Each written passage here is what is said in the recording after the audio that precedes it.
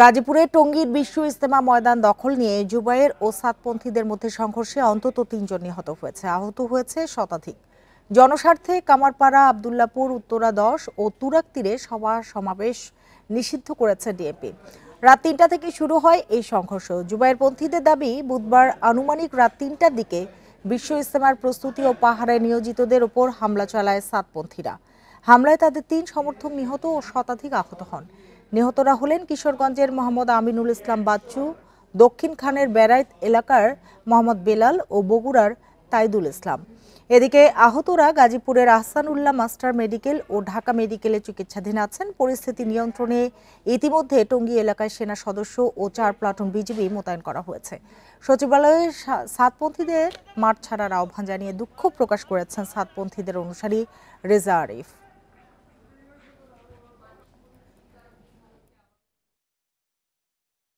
আমাদের গাড়ি আটকিয়ে গ্লাস ভেঙে আক্রমণ করা হয়েছে সাথীদের উপর। অনেকে আহত অবস্থায় রাত ৩টা, সাড়ে ৩টার মধ্যে আমাদের এই এলাকায় প্রবেশ করলেন। ঠিক সাড়ে ৩টা থেকে ৪টার মধ্যে কামারপাড়া ব্রিজের নিচ থেকে আমাদের সাথীদের উপর আক্রমণ করা হলো। ইট পাটকেল নিক্ষেপ করা হলো, এরপর লাঠির মাথায় মশাল আগুন জ্বালিয়ে নিক্ষেপ করা হলো। এদিকে টঙ্গীতে বিশ্ব ইজতেমা মাঠে জুবায়ের ও সাতপন্থীদের সংঘর্ষের পর আহতদের ঢাকা মেডিকেলে আনা হলে সেখানে আরেক দফা সংঘর্ষ হয়। সংঘর্ষে আহত অন্তত ৪০ জনকে সকালে ঢাকা মেডিকেলে আনা হয়। এরপর হাসপাতালে সাদের সমর্থকদের উপর জুবায়েরপন্থীরা হামলা চালায় বলে অভিযোগ করেন আহতরা। সংঘর্ষ বন্ধে পুলিশের পাশাপাশি হাসপাতালে সেনা সদস্যদের মোতায়েন করা হয়েছে। পরে সেনাবাহিনী পরিস্থিতি নিয়ন্ত্রণে আনে।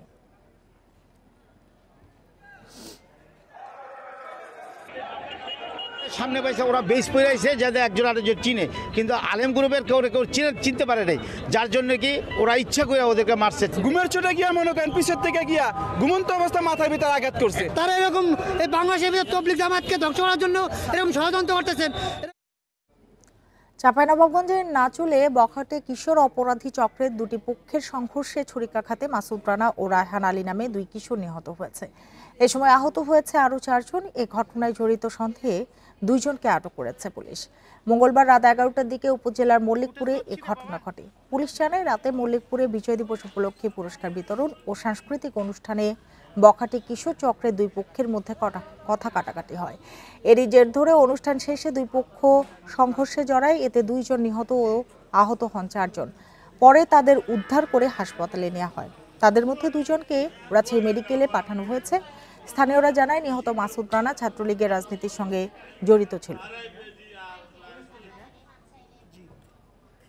চাকু মারামারি করছে, 2 জন মারা গেছে এতটুকু জানি, আর 4 জন, একজন হচ্ছে রাজশাহীতে রেফার করেছে আহত, আর 3 জন স্থানীয়ভাবে চিকিৎসা নিয়েছে। চট্টগ্রামে প্রতিপক্ষের ছুরিকাঘাতে জসিম নামে এক যুবক নিহত হয়েছেন। বুধবার রাত 9টার দিকে হালিশহর চান্দারপাড়ায় এ ঘটনা ঘটে। পুলিশ জানায়, বুধবার চান্দারপাড়া এলাকায় ময়লা কোড়াতে যান জসিম। এ সময় সেখানে থাকা কয়েকজনের সাথে কথা কাটাকাটি হয় তার। এরই জেরে জসিমকে ছুরিকাঘাত করে পালিয়ে যায় দুর্বৃত্তরা। পরে তাকে আহত অবস্থায় উদ্ধার করে হাসপাতালে নেওয়া হলে চিকিৎসক জসিমকে মৃত ঘোষণা করেন। এ ঘটনায় জড়িতদের ধরতে অভিযান চালাচ্ছে পুলিশ।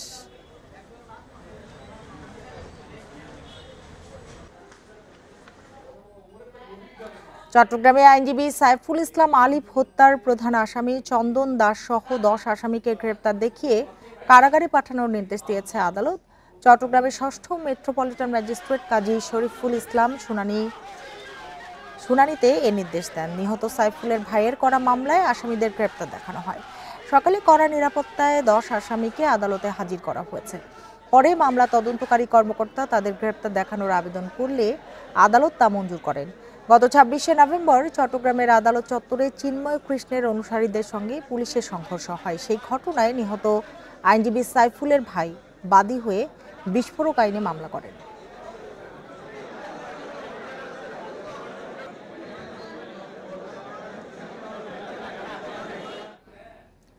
ঘনবসতিপূর্ণ এলাকায় কলকারখানার কারণে বরিশালে বাড়ছে দূষণ। শব্দ ও বায়ু দূষণে অতিষ্ঠ স্থানীয়দের দাবি, বারবার পরিবেশ অধিদপ্তরে অভিযোগ জানিয়েও ফল মিলছে না। স্থানান্তরের ছাড়পত্র নিয়েও নানা অজুহাতে উৎপাদন অব্যাহত রেখেছে অনেক প্রতিষ্ঠান। পরিবেশ অধিদপ্তরের দাবি, কারখানা সরানো পর্যন্ত দূষণমুক্ত উৎপাদন নিশ্চিতে নজরদারি চলছে। কয়েক যুগ আগে কারখানা প্রতিষ্ঠা করার সময় এসব এলাকা ছিল বিরান ভূমি। তবে সময়ের সাথে সাথে লোকসংখ্যা বাড়তে থাকায় কারখানাগুলোর অবস্থান এখন ঘনবসতির মধ্যে। মাত্র ৬৮ বর্গ কিলোমিটার আয়তনের বরিশাল মহানগরীতে ১৫০'র মতো কারখানা রয়েছে। এর মধ্যে ৯টি বড় ওষুধ কারখানা। কারখানার বিকট শব্দ আর কালো ধোঁয়ায় বিপর্যস্ত জনজীবন। এর মধ্যে Mathuranath road, college Avenue, Bogura road, Sonargaon, ঈশ্বর বসু রোড সহ অন্তত ২৮ এলাকার মানুষ চরম ভোগান্তিতে। বাচ্চাদের এফেক্ট আসছে, বাচ্চারা ঘুমাইতে পারে না, ঘরে হাটের রুগী সে ঘুমাইতে পারতেছে না। আমাদের এই বাড়িতে নারকেল গাছে নারকেল হচ্ছে না, ফলমূল অনেক আমাদের গাছপালা ছিল মরে গেছে। পরিবেশ কর্মীরা বলছেন, জনস্বাস্থ্য বিবেচনায় ঘন বসতিপূর্ণ এলাকা থেকে কারখানা সরানোর বিকল্প নেই। এবং পরিবেশ অধিদপ্তর বলছে যে তারা আজকে যাবে, কালকে যাবে, কিন্তু তারা ছাড়পত্র দিচ্ছে না। কিন্তু তাদের কথা অনুযায়ী এখন আমরা দেখতে পাচ্ছি যে বরিশাল সেই কারখানাগুলো সেই মহলতবিয়তে সেভাবেই রয়েছে। কারখানা না সরানোর জন্য নানা অজুহাত দিচ্ছেন মালিকরা। পরিবেশ অধিদপ্তরের দাবি, কারখানা সরাতে নোটিশ দেওয়া ছাড়াও দূষণমুক্ত উৎপাদন নিশ্চিতে নজরদারি চলছে। ইতিমধ্যে দেশের একমাত্র স্যালাইন কোম্পানি অপসনিনকে আমরা চিঠি দিয়েছি এবং সেটি এখান থেকে লোকালয় থেকে স্থানান্তরের জন্য অন্য জায়গায় অবস্থানগত ছাড়পত্র নিয়েছে এবং 75% কাজ তাদের অলরেডি হয়ে গেছে। আর বাকি যেগুলি আছে সেগুলিকে আমরা মনিটরিংয়ের মধ্যে রাখছি, তারা যেন এখান থেকে একটু পরিবেশসম্মত জায়গায় স্থানান্তর হতে পারে। কলকারখানা অধিদপ্তরের তথ্য অনুযায়ী বরিশাল জেলায় ছোট বড় অন্তত ৫২৮টি কারখানা রয়েছে। Independent news. সারা দেশে হিমেল হাওয়ায় জেঁকে বসেছে শীত। হাড় কাঁপানো শীতে বিপর্যস্ত উত্তরাঞ্চলের জনজীবন। ভোগান্তিতে পড়েছে নিম্ন আয়ের মানুষ। পঞ্চগড়ে সকাল ৯টায় সর্বনিম্ন তাপমাত্রা রেকর্ড করা হয়েছে ৮.৮ ডিগ্রি। মৃদু শৈত্যপ্রবাহের কারণে দুর্ভোগ বেড়েছে নিম্ন আয়ের মানুষের। মেহেরপুরে তাপমাত্রা কিছুটা বৃদ্ধি পেলেও কমেনি শীতের তীব্রতা। ব্যাহত হচ্ছে স্বাভাবিক চলাচল। প্রয়োজন ছাড়া অনেকেই সকালে ঘর থেকে বের হচ্ছেন না। কুয়াশার কারণে হেডলাইট জ্বালিয়ে যানবাহন চলাচল করছে। চুয়াডাঙ্গায় তীব্র শীত অব্যাহত রয়েছে। ঠাকুরগাঁওয়ে দিনে তাপমাত্রা বাড়লেও সন্ধ্যা নামার সাথে সাথে বাড়ছে শীতের তীব্রতা।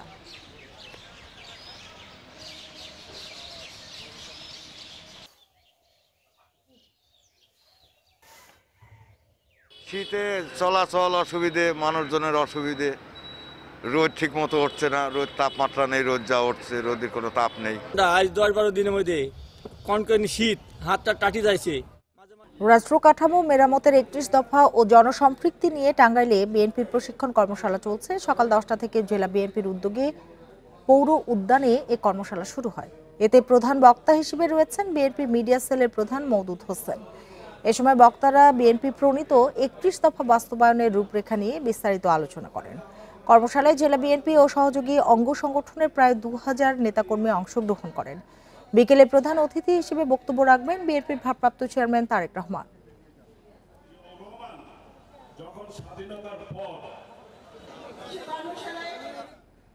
৫ বছরেও শেষ হয়নি সিরাজগঞ্জ সোনামুখী বগুড়া আঞ্চলিক সড়ক প্রশস্ত করার কাজ। পরপর ৩ দফায় মেয়াদ বাড়লেও জমি অধিগ্রহণ জটিলতায় দেখা দিয়েছে স্থবিরতা। আংশিক কাজ করে ফেলে রাখায় সড়কে তৈরি হয়েছে খানাখন্দ। সিরাজগঞ্জ সোনামুখী বগুড়া আঞ্চলিক সড়ক হয়ে সিরাজগঞ্জ থেকে বগুড়া, গাইবান্ধা, রংপুর সহ বিভিন্ন জেলায় চলাচল করে যানবাহন। ২০১৯ সালে প্রায় ১০২৮ কোটি টাকা ব্যয় সড়কটির ৭৬ কিলোমিটার প্রশস্ত করার কাজ শুরু করে সড়ক ও জনপথ বিভাগ। পরে ৩ দফায় মেয়াদ বাড়ানো হয়। জমি অধিগ্রহণ জটিলতায় এখন বন্ধ আছে কাঠের পুল থেকে ফকিরতলা অংশের কাজ। সড়কের বিভিন্ন জায়গায় আংশিক কাজ করে রাস্তার উপর মালামাল ফেলে রাখায় বেড়েছে ভোগান্তি। ডিপার্টমেন্টের গাফিলতি, এটা ৫ বছর যাবত এই কাজটি হচ্ছে না। ধুলাবালুতে তাদের শ্বাসকষ্ট এবং বিভিন্ন রোগের আক্রান্ত হচ্ছে তারা, এবং যানজটটা প্রধান কারণ। গাড়ির তো প্রচণ্ড ক্ষতি, প্রচুর পরিমাণ ক্ষতি, ব্যারিং ভেঙে যায়, এটা সেটা। তবে এখন জমি অধিগ্রহণ জটিলতা কাটিয়ে দ্রুত কাজ এগিয়ে নেওয়ার আশা দেখছে সড়ক বিভাগ। দীর্ঘমেয়াদী অধিগ্রহণের কারণে একটু সময় লাগতেছে।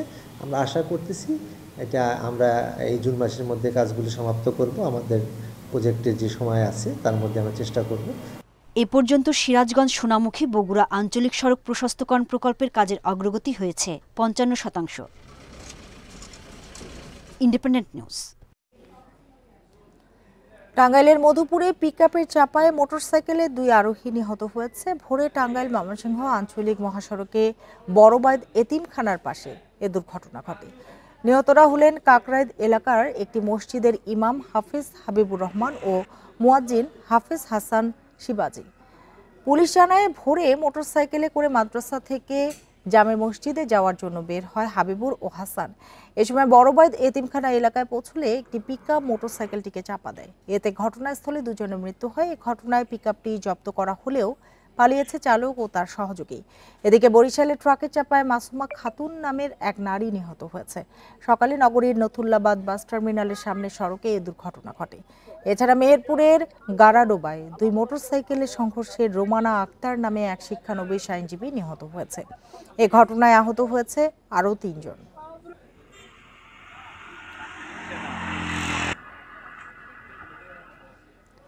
মার্চের মধ্যেই চট্টগ্রাম থেকে বাণিজ্যিকভাবে ঢাকায় জ্বালানি তেল আসবে পাইপলাইনে। বাংলাদেশ পেট্রোলিয়াম কর্পোরেশন বলছে, জানুয়ারির মধ্যে কমিশনিং শেষ হবে। 250 কিলোমিটার দীর্ঘ পাইপলাইনে তেল পরিবহনে বছরে সাশ্রয় হবে 236 কোটি টাকা। বিপিসি বলছে, অন্তত 1 বছর সেনাবাহিনী ঠিকাদারি প্রতিষ্ঠানটি লাইন পরিচালনায় থাকবে। 2018 সালে চট্টগ্রামের পতেঙ্গা ডিপো থেকে ফেনী, কুমিল্লা, চাঁদপুর, মুন্সিগঞ্জ হয়ে নারায়ণগঞ্জের গোদনাইল ডিপো পার হয়ে ফতুল্লা পর্যন্ত প্রায় 250 কিলোমিটার পাইপলাইন প্রকল্পের কাজ শুরু হয়। জ্বালানি তেল পরিবহনে এই প্রকল্পের কাজ শেষ হওয়ার কথা ছিল 2020 সালে, যা 2 দফা বেড়ে চলতি বছরের ডিসেম্বর পর্যন্ত নির্ধারিত হয়। এ সময় নির্মাণ ব্যয়ও 2861 কোটি থেকে বেড়ে দাঁড়ায় প্রায় 3700 কোটি টাকায়। এখন পতেঙ্গা থেকে নারায়ণগঞ্জের 2 ডিপোতে প্রতি মাসে তেল আসে ছোট বড় 150 জাহাজে। শুষ্ক মৌসুমে নাব্য সংকটে যা চ্যালেঞ্জিং হয়ে পড়ে।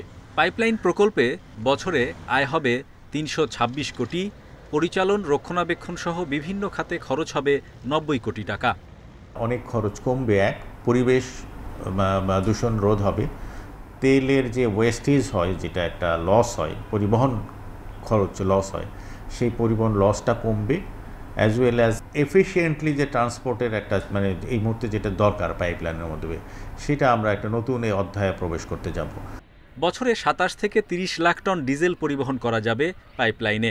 এ সক্ষমতা 50 লাখ টনে উন্নীত করা সম্ভব। প্রকল্পটি বাস্তবায়ন করছে সেনাবাহিনীর 24 ইঞ্জিনিয়ার কনস্ট্রাকশন ব্রিগেড।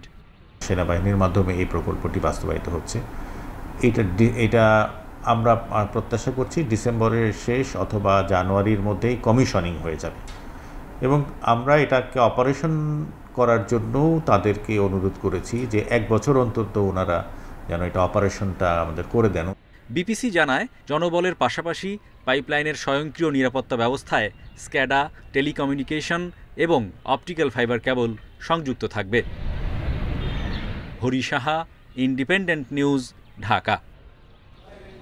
ভারতের পেট্রাপোল বন্দর দিয়ে কার্গো রেলে 42টি ওয়াগনে বেনাপোল স্থলবন্দর দিয়ে দ্বিতীয় চালানে ভারত থেকে আমদানি করা হয়েছে 1900 টন আলু। মঙ্গলবার সন্ধ্যায় বেনাপোল বন্দর রেল স্টেশনে আলু চালানটি প্রবেশ করে। Benapole rail station master Saiduzzaman জানান, ভারতের মালদার ডিলাক্স ইন্টারন্যাশনাল নামে রপ্তানিকারক প্রতিষ্ঠান আলুর চালানটি রপ্তানি করেছে। আমদানিকারক রাজশাহী চাঁপাইনবাবগঞ্জের সাজ্জাদ এন্টারপ্রাইজ। তিনি আরও বলেন, একটি কার্গো ট্রেনের 42 ওয়াগনে 38,000 ব্যাগ আলু আমদানি হয়েছে, যার ওজন 19 লাখ কেজি।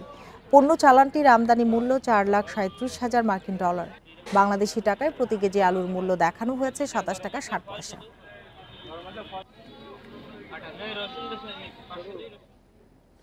উচ্চ ফলনশীল জাতের দাপটে সংকটে রয়েছে চট্টগ্রামের সীতাকুণ্ডের ঐতিহ্যবাহী শিমের স্থানীয় জাত। ফলন কম ও সময় বেশি লাগার কারণে কৃষকেরা আগ্রহ হারাচ্ছেন এসব জাতের প্রতি। যদিও সুস্বাদু হওয়ায় বাজারে ভালো চাহিদা রয়েছে এসব শিমের, তবে কৃষি বিভাগ বলছে 2টি স্থানীয় জাত সংরক্ষণ ও উন্নয়নে এরই মধ্যে সফল হয়েছেন তারা। রূপালী, কার্তিক, ছুরি, রূপবান কিংবা বাটা, ব্যতিক্রমী এসব নাম মূলত সীতাকুণ্ডের ঐতিহ্যবাহী শিমের বিভিন্ন জাতের। খেতে সুস্বাদু হওয়ায় এসব শিমের কদর পুরো দেশে। আবহমান কাল থেকেই এই অঞ্চলের মানুষ শীত মৌসুমে দেশি জাতের এসব শিম চাষ করে আসছে। অন্যান্য জায়গার থেকে আমাদের শিম চিটাগুন্ডের শিমগুলো সাথের দিকে সবচাইতে বেটার। এটা দেখতে সুন্দর, ওই জন্য মানে ভালো দেখতে, খাইতেও মানে এটা স্বাদ খুব। তবে সাম্প্রতিক বছরগুলোতে বিভিন্ন উচ্চ ফলনশীল জাতের শিম চাষ বেড়েছে। উপসি শিমের বিচি আকারে বড় হওয়ায় মৌসুমের শেষ দিকে বিচি বিক্রিতেও সুবিধা। এদিকে দেশি জাত রক্ষায় সাহায্য নেই। সব মিলিয়ে কৃষকের আগ্রহ কমেছে দেশি জাতের শিম চাষে। সিজন অনুযায়ী ধরে শুধু একবার বছরে, তো ওই কারণে মানুষ ওইগুলো চাষাবাদ এখন কম করতেছে। কৃষি আসে গুড়ি গাড়ি এখানে এটা ব্যবহার করে ওইটা ব্যবহার করে এটা বলে চলে যায়। তবে কয়েক বছর ধরে বাটা ও ছুরি শিমের জাত সংরক্ষণ ও উন্নয়নে কাজ শুরু করেছে কৃষি বিভাগ। পরীক্ষামূলক চাষে বাটা শিমের ফলন প্রতি হেক্টরে 21 টন ও ছুরি শিম 22 টন পাওয়া গেছে। পাশাপাশি 100 কেজি বাটা শিম থেকে 54 কেজি বিচি এবং ছুরি শিম থেকে 50 কেজি বিচি পাওয়া গেছে। সীতাকুণ্ডর প্লাস মিরেশ্বরের ওই যে স্থানীয় জাতের বীজ খুব টেস্টি এবং ওই বীজটাকে ওনারা সংরক্ষণ করে জাত হিসাবে রিলিজ করছে। আর তাছাড়া আমাদের কৃষক ভাইরা বীজ রাখতেছে, আসলে ইনশাল্লাহ আমাদের অবলুপ্তির সম্ভাবনা এটা কম, কারণ এটার ফলনও তো একদম কম না, কিন্তু উচ্চ ফলনশীল জাত থেকে ফলনও ভালো, টেস্ট তো আছেই। চলতি বছর সীতাকুণ্ডে 2500 হেক্টর জমিতে শিম চাষ করেছেন কৃষকেরা। Independent news. যশোরের শার্শা উপজেলায় ভারত সীমান্তবর্তী ইছামতি নদীর তীর থেকে 2 বাংলাদেশির মরদেহ উদ্ধার করা হয়েছে। সকালে উপজেলার 5 ফুলট ও পুটখালী সীমান্ত থেকে মরদেহ উদ্ধার করে বিজিবি।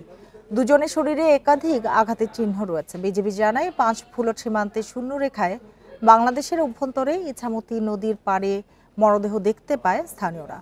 খবর পেয়ে পুলিশ ও বিজিবি গিয়ে মরদেহটি উদ্ধার করা হয়। এদিকে সকালে পুটখালী সীমান্তের ইছামতি নদী থেকে গুরুতর আহত অবস্থায় সাবু হোসেন নামে এক যুবকের মরদেহ উদ্ধার করে স্থানীয়রা। স্বজনদের দাবি, গরু পারাপারের জন্য ভারত সীমান্তে গেলে বিএসএফ এর হাতে আটক হন সাবু হোসেন। বিএসএফ তাকে মারধর করে ফেলে রেখে চলে যায়। পরে আহত অবস্থায় তাকে বাড়িতে নিয়ে এলে সেখানেই মারা যান তিনি।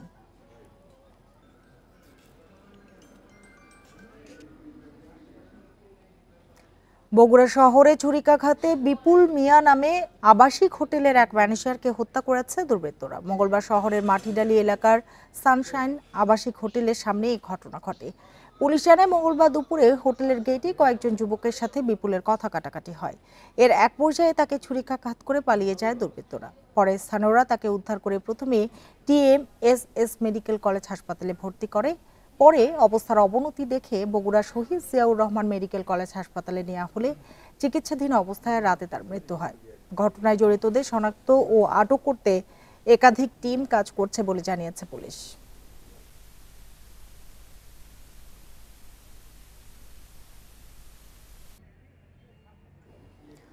ফরিদপুরের সালথায় অজ্ঞাত এক নারীর মরদেহ উদ্ধার করেছে পুলিশ। সকালে উপজেলার কাউলিকান্দা কেষ্টখালী ব্রিজ সংলগ্ন মাঠ থেকে মরদেহটি উদ্ধার করা হয়। পুলিশ জানায়, সকালে কাউলিকান্দা গ্রামের হাফিজ মোল্লার জমিতে অজ্ঞাত এক নারীর মরদেহ দেখতে পেয়ে পুলিশকে খবর দেয় স্থানীয়রা। পরে পুলিশ ঘটনাস্থলে গিয়ে মরদেহটি উদ্ধার করে ময়নাতদন্তের জন্য ফরিদপুর মেডিকেল কলেজ হাসপাতালের মর্গে পাঠায়। ধারণা করা হচ্ছে, রাতের কোনো এক সময়ে হত্যার পর মরদেহটি ফেলে যায় দুর্বৃত্তরা। পরিচয় শনাক্তে কাজ চলছে জানিয়ে আইনগত ব্যবস্থা প্রক্রিয়াধীন রয়েছে বলে জানায় পুলিশ।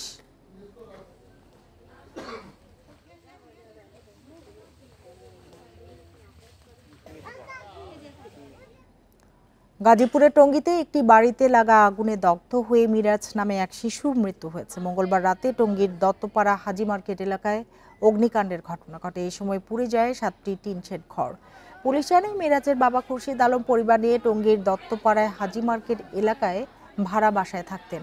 রাতে মিরাজ খাবার খেয়ে ঘুমিয়ে পড়লে কক্ষে তালা দিয়ে বাইরে যান তার দাদি। পরে হঠাৎ ওই কক্ষে আগুন লেগে মুহূর্তে বাড়ির অন্যান্য কক্ষে ছড়িয়ে পড়ে। বাকি সবাই বেরিয়ে এলেও তালাবদ্ধ ঘর থেকে বের হতে পারেনি শিশু মিরাজ। খবর পেয়ে টঙ্গী ফায়ার সার্ভিসের 2টি ইউনিট ঘটনাস্থলে পৌঁছে আগুন নিয়ন্ত্রণে আনে এবং মরদেহ উদ্ধার করে।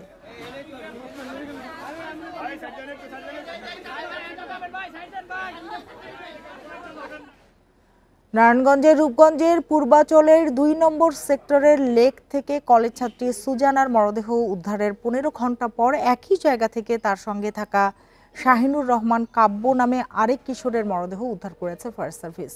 নিহত শাহিনুর রশিদ কাব্য কাফরুল থানার কচুক্ষেত বউবাজার এলাকার হারুনুর রশিদের ছেলে ছিলেন। Shahinur Adamjee cantonment school and কলেজের 10ম শ্রেণীর শিক্ষার্থী। পুলিশ জানায় মঙ্গলবার সকালে পূর্বাচল 2 নম্বর সেক্টরে বৌরাটেক এলাকার 4 নম্বর সেতুর নিচে লেক থেকে সুজানা নামের এক তরুণীর মরদেহ উদ্ধার করা হয়। তার স্বজনদের কাছ থেকে জানা যায় সুজানার সাথে কাব্য নামে আরেক কিশোর নিখোঁজ রয়েছে। বুধবার সকালে ফায়ার সার্ভিসের ডুবুরি দলের সহায়তায় লেকের পানির নিচ থেকে মোটরসাইকেল সহ কাব্যের মরদেহ উদ্ধার করে পুলিশ।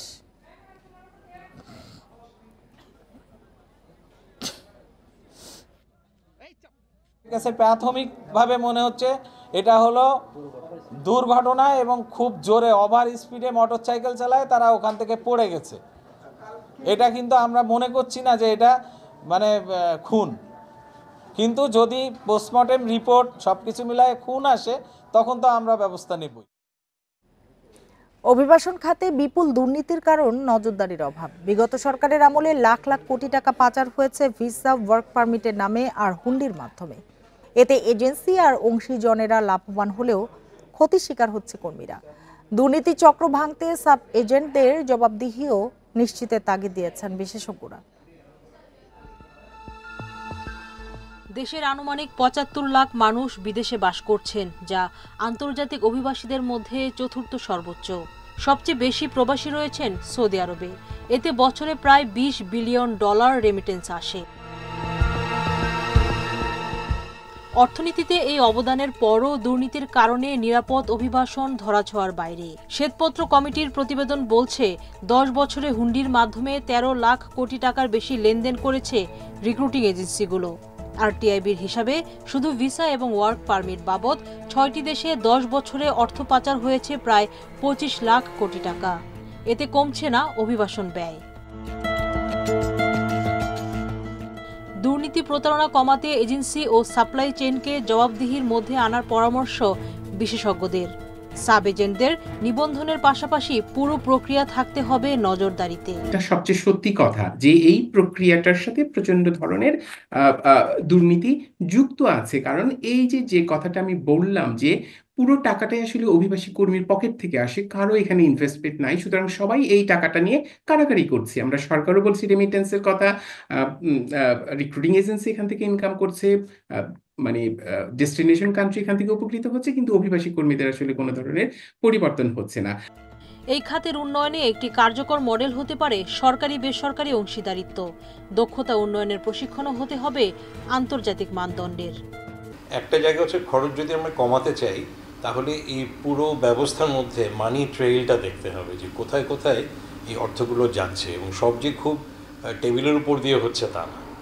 কাজে অভিবাসী ব্যয় করছেন, একটা বড় অঙ্ক দিচ্ছেন, কিন্তু সেইটা বিভিন্ন হাত ঘুরে যাচ্ছে। কাজে শেষ পর্যন্ত এটা অনেক জায়গায় দেখতে হবে যে যাতে করে ওই খরচগুলো কমিয়ে নিয়ে আসা যায়।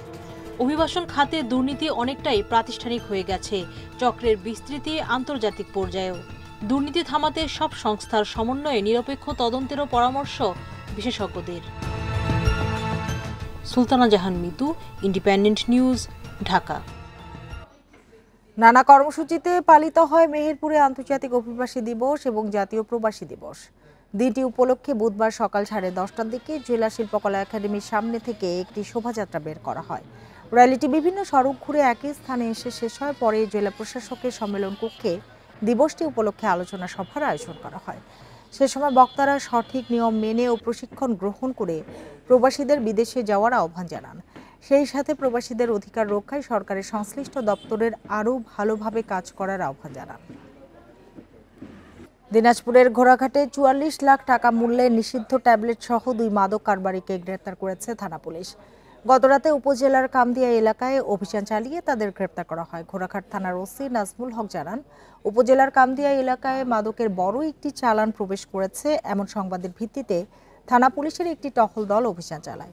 এ সময় 22,000 পিস নেশাজাতীয় ট্যাবলেট জব্দ করা হয়। আটক করা হয় 2 মাদক বিক্রেতাকে। আটককৃতদের বিরুদ্ধে মাদকদ্রব্য নিয়ন্ত্রণ আইনে মামলা দায়ের করে দিনাজপুর আদালতে পাঠানো হয়েছে।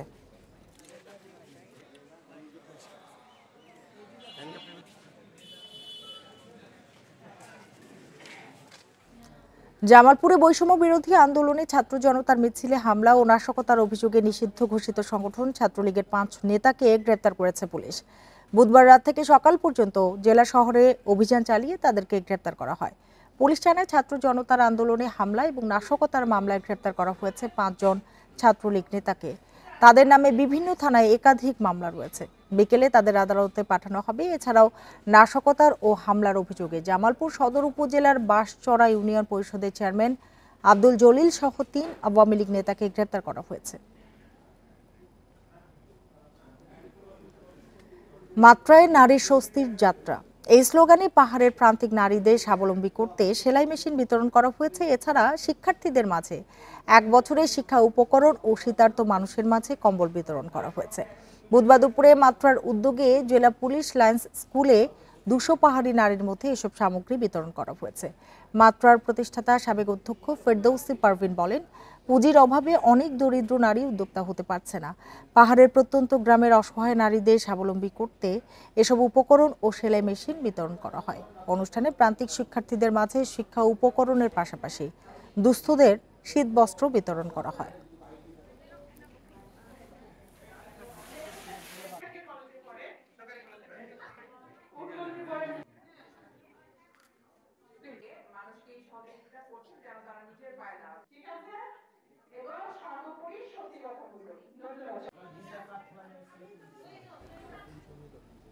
রাষ্ট্র কাঠামো মেরামতের 31 দফা নিয়ে টাঙ্গাইল, গাজীপুর ও নারায়ণগঞ্জের কর্মশালায় ভার্চুয়ালি যোগ দিয়েছেন দলের ভারপ্রাপ্ত চেয়ারম্যান তারেক রহমান। আমরা সরাসরি চলে যাচ্ছি তার বক্তব্যে। স্লোগান আপনাদের সামনে, স্লোগানটি ছিল টেক ব্যাক বাংলাদেশ। এই টেক ব্যাক বাংলাদেশের অর্থটা কি ছিল? টেক ব্যাক বাংলাদেশের অর্থ খুব সংক্ষেপে যদি বলতে হয়, অর্থাৎ জনগণের রাজনৈতিক অধিকার, জনগণের মৌলিক অধিকার, জনগণের বাক ব্যক্তি স্বাধীনতা এবং জনগণের নিজস্ব অর্থনৈতিক অধিকার জনগণের কাছে ফিরিয়ে আনা। বাংলাদেশ, বাংলাদেশের পররাষ্ট্রনীতি, বাংলাদেশের অর্থনীতি, বাংলাদেশের সমাজ ব্যবস্থা, বাংলাদেশের রাজনীতি, বাংলাদেশের বিচার ব্যবস্থা, যাই বলি না কেন, কি হবে সেটি বাংলাদেশের মানুষ সিদ্ধান্ত নেবে, বাংলাদেশের মানুষ সেটি ঠিক করবে। খুব সংক্ষেপে যদি হয় তাহলে এই সকল কথার সংক্ষিপ্ত কথা ছিল take back Bangladesh. Take back বাংলাদেশের প্রথম যেই অধ্যায়টা ছিল, অর্থাৎ স্বৈরাচারের পতন অথবা স্বৈরাচারের পলায়ন, এইটিতে সাফল্য অর্জন করা। আল্লাহর রহমতে দেশের মানুষের সমর্থনে, দেশের মানুষের সহযোগিতায় বাংলাদেশের গণতান্ত্রিকামী রাজনৈতিক দলগুলো সকলে মিলে সেই প্রথম অধ্যায়টি আমরা অর্জন করেছি। স্বৈরাচারের শুধু পতনই হয়নি, স্বৈরাচারের যে মাথা ছিল সে এই দেশ থেকে পালিয়ে যেতে বাধ্য হয়েছে। এখন প্রিয় সহকর্মীবৃন্দ, 15 বছর 16 বছর ভার্চুয়ালি বক্তব্য রাখছিলেন বিএনপির ভারপ্রাপ্ত চেয়ারম্যান তারেক রহমান। আমরা সেখানেই ছিলাম। আর এরই সাথে শেষ করছি এখনকার সংবাদ। ধন্যবাদ সবাইকে।